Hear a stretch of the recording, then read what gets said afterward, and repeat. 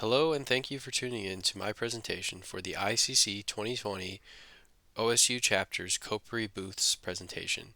My name is Kiernan Kelty, and today I'll be talking about part of my master's thesis, Engineering with Nature, Physical Numerical Modeling Study to evaluate the effectiveness of built and natural systems at protecting coastal property during extreme hurricane surge and wave events. This study was completed in tandem with Tori Tomaszek from the U.S. Naval Academy, Dan Cox from Oregon State, Esteban Biondi from Applied Technology and Management, Pedro Lamonaco from Oregon State O.H. Hinsdale Wave Research Laboratory, and Chris O'Day, a fellow MSc candidate here at Oregon State. This project is also a NAHIRI and NSF funded project. For the study, 4 research questions were established. The first was, what are the combined influence of built and natural systems on wave attenuation and overtopping? The second, can these systems be considered separately and their effects added together later on? The third, how do numerical modeling predictions for these systems compare to other engineering prediction tools? And the fourth and final question was, what force reduction do small-scale mangrove forests provide? The first 3 questions of these research questions will be answered here today in this presentation, while the fourth will be answered later on in a prototype scale physical model that will be built here at Oregon State in the large wave flume, as I'll explain later on in the presentation. To help the team better understand these built and natural systems, we completed a field data collection day on Monday, March 9th of 2020 in the areas of Lake Worth and Stuart, Florida, as seen on the right-hand map, marked by the red thumbtacks. The purpose of this visit was to see the established built and natural hybrid systems, as seen in the bottom left-hand image, survey mangroves for the physical experimental design, as I will talk about later, also seen in the bottom left-hand image, and finally meet with local engineers and stakeholders, namely from Applied Technology and Management, or ATM, and Palm Beach County, or PBC, as seen in the top left-hand image. After these systems were better understood from the field visit, it was determined that a numerical model would be used to investigate the effect that these systems have on wave attenuation and overtopping. It was also determined that this model would be used to look at the differences of when these 2 systems were modeled together versus separately. The numerical model X-Beach was chosen for this purpose, namely with the non-hydrostatic mode, since it allows for short wave reflection to be accounted for due to vegetation as well as, in this case, sills. For the model's cross-section, it had an idealized offshore water depth of 4 meters, a retaining wall freeboard as seen here on the right-hand side of the cross-section, where the freeboard itself for the retaining wall at the shallower water depth was 0.75 meters, and for the deeper water depth was 0.5 meters. In the cross-section, the sill was based on calculations where the rock was sized for a 2-meter wave height. The sill itself was 0.63 meters tall and had side slopes of 1 to 3. The equations that were used to size this sill were from the Coast Engineering Manual, Part 6, Chapter 5. For the hydraulic conditions for this model, a constant wave height of 0.5 meters was chosen, when 4 different wave periods were investigated of 3, 5, 8, and 12 seconds. 2 different water depths were also chosen to be investigated at the flat section, as seen here in the cross section between 800 and 1,000 meters. The shallow water depth for this flat section was 1 meter, and the deeper water depth was 1.25 meters. For the mangroves included within this cross section, the tree density was 0.75 trees per meter squared, and the tree parameters that were inputted into X-Beach were based on a trunk diameter of 10 centimeters and equations from O'Hara et al. 2013. This totaled in a number of tests to be 32 that were run within the X-Beach model. Recalling back to the first 2 research questions, the wave attenuation was investigated for all of the model runs and all of the model run cases of baseline, sill, mangroves, mangroves per sill, and then an additional case where the mangroves and sill were added together individually and then compared to the combination case to see the differences of when these 2 systems were modeled separately versus together. On the left-hand graph are the results for the shallow water case of 1 meter, and on the right-hand graph are the results for the deeper water case of 1.25 meters. In both these graphs, the y-axis represents the wave transmission coefficient, or ht over hi, and the x-axis represents the wave period, ts. The main takeaways from these two graphs is that in both of these graphs, when the wave attenuation is greatest for the mangroves plus sill combination case.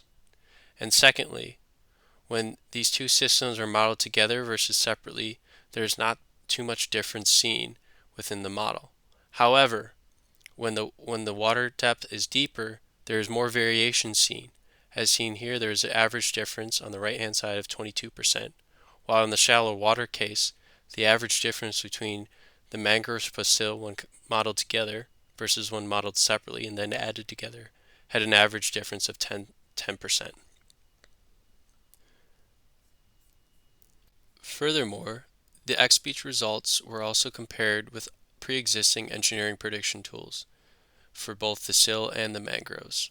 For the sill, the comparison equation was from the Coastal Engineering Manual Part 6, Chapter 5, Table 6, 5.15, and for the mangroves, the engineering prediction tool comparison was from the NAS 1977 Technical Report, Methodology for Calculating Wave Action Effects Associated with Storm Surges, Equation 11, as seen here in the bottom of the slide.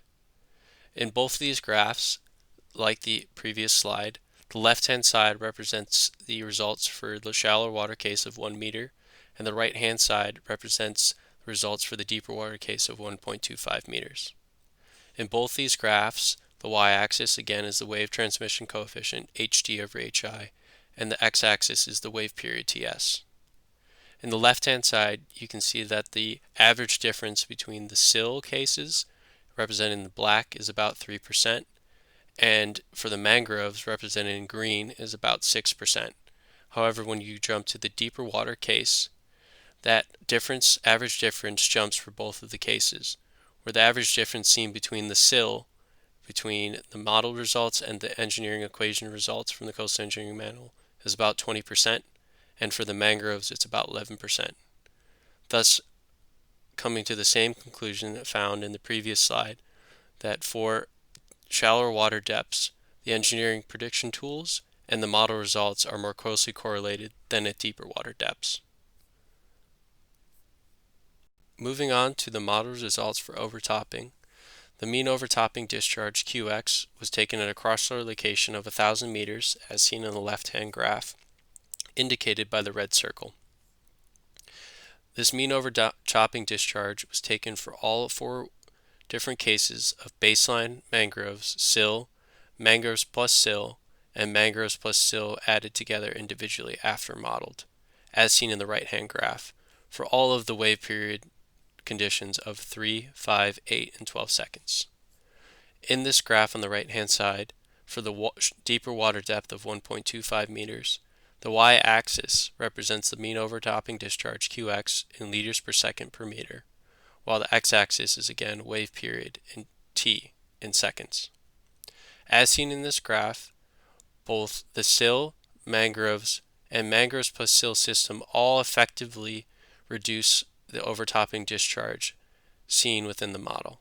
However, when taking into account the 12-second case, the percent reduction given by all 3 of these systems differs. Namely, for the sill, the reduction is 65%, while for the mangroves, it's 81%. But when you combine the mangroves plus sill, the percent reduction is 97%, which is the most of all 3 of the models. Also, as seen in the right-hand side of the graph, when the mangroves plus sill are added together after being modeled individually, the results are similar to the combination case in the case of overtopping. As for the 4th and final research question of what force reduction do small-scale mangrove forests provide, this will be answered in the O.H. Hinsdale large wave flume using experimentation done at 1:1 or prototype scale. This experimentation is continuation of previous experiments performed at 1:16 scale, as seen in the right-hand image, done in the OSU wave basin by Tomaszek et al. In review. This experimentation is also similar to testing being completed currently at the USACE ERDIC facility in Vicksburg, Mississippi at 1:2 scale. For the 1:1 testing scale being completed at OSU, the mangrove forest will have a cross-shore width of 60 feet, and as seen in the zoomed-in image, we'll be using a testing wall that will be able to characterize and quantify the forces on the coastal structure after the waves have propagated through the mangrove forest. So in conclusion, based on the results seen from this study, it can be seen that 1. The effect of built and natural systems on wave attenuation generally agree for combined versus separately modeled systems. 2.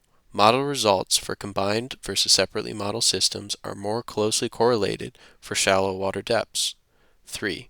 Engineering equations and model results generally agree and are more closely correlated for shallow water depths. 4. Built and natural systems both effectively contribute to overtopping reduction, with the built/natural system combination being the most effective. And finally, 5. Wave forces. Stay tuned. These will be available after testing has been completed this fall.